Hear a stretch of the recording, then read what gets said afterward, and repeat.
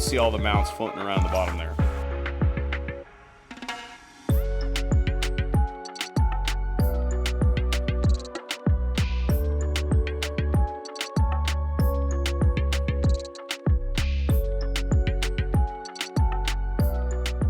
What's up, everybody? Welcome back to the VSO Gun Channel. And you can tell that we're getting a little bit on towards evening here. The rays are a little bit long on the hill there, as you can see. And the reason that is we're actually talking about working at night in this video. For anybody who's not seen it, I do a fair amount of testing at night. And mostly that deals with suppressors, but it can be firearms as well. And to give you an idea, up to this point, I've had this little toolkit thing that I basically, whenever I have to run out to the range to do some night work, I take all my tools that are applicable and I throw them in there, and all the mounts that are applicable and I throw them in there, and I almost always forget some stuff. So this particular one is about consolidating all of that into a dedicated bag that is my night bag that I can just grab and go. And this is all based on the VanQuest Envoy. And if you guys would like to see a video specifically on the base bag, then I have that video published in tandem with this one over on my second channel, Beyond VSO. There's a lot to pour into with this bag, and I just thought that to do it justice, it needed its own video, but it's kind of outside the realm of what we would normally do here on the channel. I've sucked this in here a little bit closer to get a little bit better look, and we're actually going to go through a test tonight of a single suppressor that is on the list of things to do. So to start out with, I have attached some pouches here. These are the Wilder tactical pouches. Full video out on these, I think actually 2 on both their belt as well as the Male setup pouches. And I have a tourniquet pouch, AR-15 pouch, 308 pouches on the sides, and they actually work really well for like double pistol pouches there, and as long as you're not doing a whole lot of running around, it does hold them pretty decent. And then the 308 pouch also very well retains another AR mag.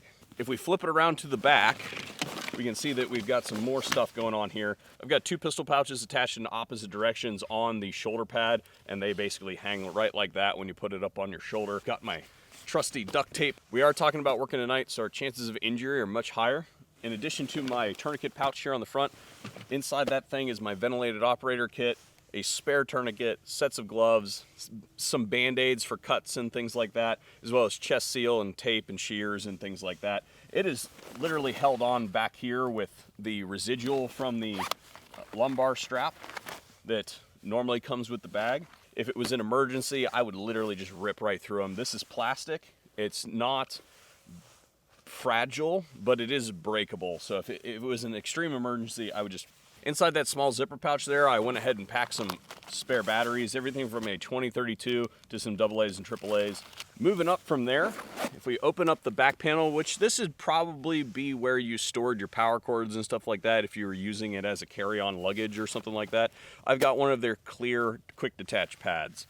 And basically, these are Velcroed into place, but if I need to, it has a pull handle.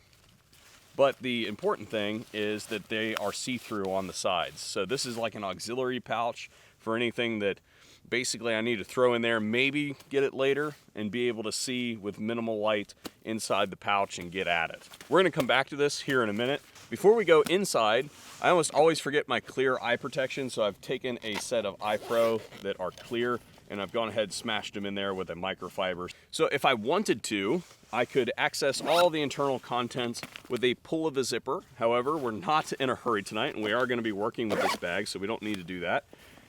To get inside, we simply unbuckle these 2 buckles that I have gone ahead and already unbuckled, but flip it open, and those mags will ballast it so it'll stand up for us. And you can see that we have a litany of tools here. So everything from over on this side, we have both a flashlight, a small pen light, as well as a razor blade should we need to cut something open. Sometimes it can be kind of difficult to get suppressor mounts to align properly and thread all the way in after they've been used. I do prep all of the barrels and all of the mounts before we start for the evening, but as you're going to see here in a few minutes, that's not really an option if we're doing multiple replicates that night. So I've gone ahead and thrown a brass brush in there to go ahead and be able to scrape those threads clean. And I've also got a rod in case we have something stuck in a pistol or something like that that we need to get out. Up from there, We have a weapon light, so if we need to add supplemental lighting, then we can go ahead and take this Enforce here. This will also do the IR stuff if we need it to, so we're not blowing out our photo sensor on our camera. A lot of times suppressors get stuck, and sometimes we don't have an option to do anything but use a strap wrench, so I've just got a cheap Pittsburgh strap wrench in there. It's saved me a few times. Now on to the best tool that I've ever gotten. Every American should have one of these. This is an adjustable Crescent wrench that's got vice grip capability. So this is a Craftsman.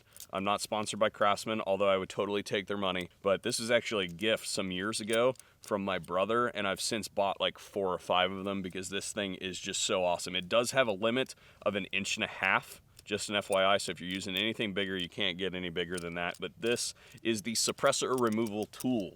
Just behind what I'm gonna call the tool panel is an empty pouch, and you can see that it's got high visibility interior in there, and what I leave it empty for is expended magazines. So once this thing is empty, I can just go ahead and drop it right in there, recover it later if necessary, or if it's partially empty, I know that there's a place that I can go to it. It's not a fresh magazine in one of the pouches. The reason that is important is if you're trying not to use white light because you don't want to interrupt the gain on the photo sensor or anything like that, or deal with any refractory periods, if you drop a black magazine into the blackness that is real darkness, you will not find this until the next day. So into the main compartment, and this is where all the secret sauce happens. So if we take a look from the top, we can see that we have some separation scheme going on in here. And there's one can in there. This is the Bowers War Dog. This is the can that we're going to be testing tonight. These separators are actually VanQuest drop-in Velcro organizers, and what they do is they are relatively hard-walled, but they will crush flat if we want to. So if there's nothing in there, we can compact the bag, but if I need to, then I can have up to 4 cans segregated with the mount or insert that I want to use first for the first firearm that I'm going to put them on, ready to rock and roll, come out of the bag in series. On either side of that are a plethora of other things. If necessary, a vertical grip. Say we're doing a lot of high volume stuff, and for whatever reason this gun gets super hot. This is a short barrel rifle, for instance, and I need to basically attach a vertical grip. I can do that in real time. That thing is locked up right like that. If I need to take it off, take it right off and stow it. Coming over here to the other side, we have 3 pouches that I want to look at. These 2 right here are default open, unlike their sister pouches over here that are default Velcro closed. I didn't have to do anything to these to adjust them, but inside this pouch, little lesser used, but some Allen wrenches just in some quick, cheap Harbor Freight attachments. Coming from this pouch over to this pouch over here, we have a spare power supply, and this is used predominantly for my phone, considering that it dies pretty quick in the cold, but in an emergency, it can push to the camera if I need a few more minutes. I just pull this little piece here. We access the pouch that would normally be used for your laptop, but inside here, I've got another one of those see-through pouches, and this holds all of my mounts. As you can see, we can see inside there, get at them if we need to. This is basically going to sit over on the bench tonight, and then as we use the mounts, they can come in and out of that bag as necessary. But you could definitely see that tonight we are just shooting 300 blackout and 9mm on a couple different guns, so 3 guns total.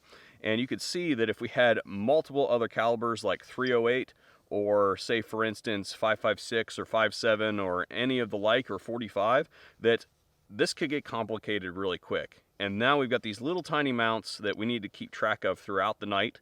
We don't drop them on the ground. They are round in some cases and will roll right off the side of the bench in pretty short order. So we need a place that we can track them, but also be able to not only retain them, but also be able to see them and retrieve them in a moment's notice. In just a few moments, it will be dark enough for us to begin. The sun has slipped over the horizon, and just a few minutes it will be dark enough. We have to wait for it to get actual black outside, but there's one more product that I wanted to touch on. It was stuffed in the front pouch here. There are 2 pouches behind these magazines that we talked about earlier, and I don't lube guns very often, but it is necessary a lot of times for suppressed shooting. This is the Akhom Lube Kit, and basically this is a self-fill field lubrication kit that's designed to be a non-drip solution. And we are underway. It is dark enough, so I'm going to go ahead and pull out the War Dog. We need to shoot unsuppressed first. So first things first, we'll just start out with 5 rounds of unsuppressed out of each gun.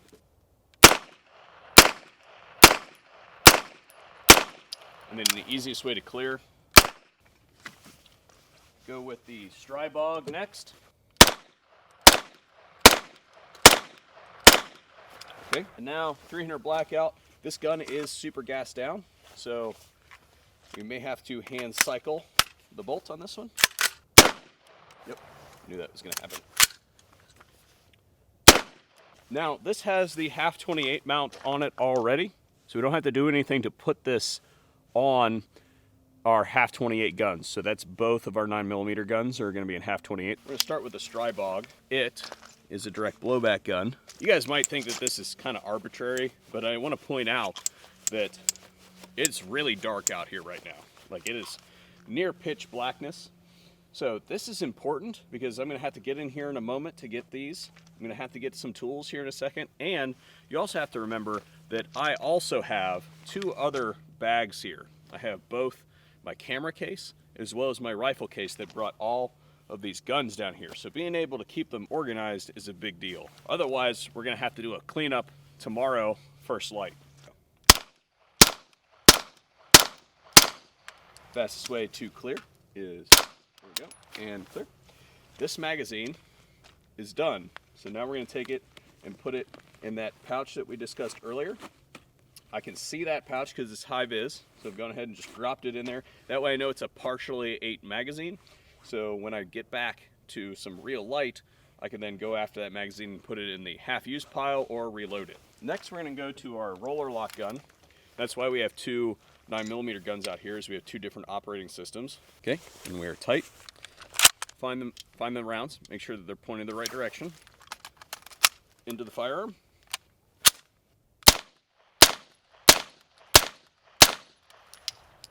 Out, fastest way. Click. This magazine is now done for the night, so we can take it. I also forgot to mention that there is a oven mitt in there for grabbing hold of the cans if they should get super hot. This can's not going to get super hot tonight, and it is relatively cold out here right now. It's about 36 degrees. But if we were doing like a 5.56 or a 30 cal can, then it is a chance that this could get too hot to handle, and then we'd have to go for that mitt. Now, we need to get that mount out of there. I do have the Bauer specific wrenches in there that are for that particular insert, but I also have my favorite tool in the world here. Break that open right like that. It's actually termed an insert, by the way. Now, normally I would just leave this sitting here on the table, but so that you guys can see exactly what I mean, I'm just gonna go ahead and pick it up. Oh, picked it up on the wrong side. You can see that we can see what's going on inside this thing. You can see all the mounts floating around the bottom there. I know that I need to go for another Bauer's mount, or insert, excuse me. So I'm just gonna reach down in there till I find the other one. And now that old mount, that half 28 mount, is retained inside that thing, but I can still see it. I can still get to it should I need to switch back. Sometimes if we're doing multiple replicates, we may have to do that. And you can see that this could become infinitely more complicated the more cans that we add. Right on. Tight.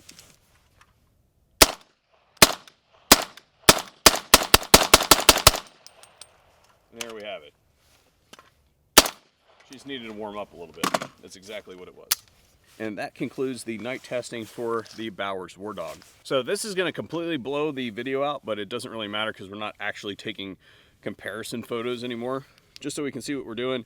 Last magazine into that pouch that we talked about earlier, where all the spent mags go. And then to be ready to go, all I've got to do for all the tools that I need for the night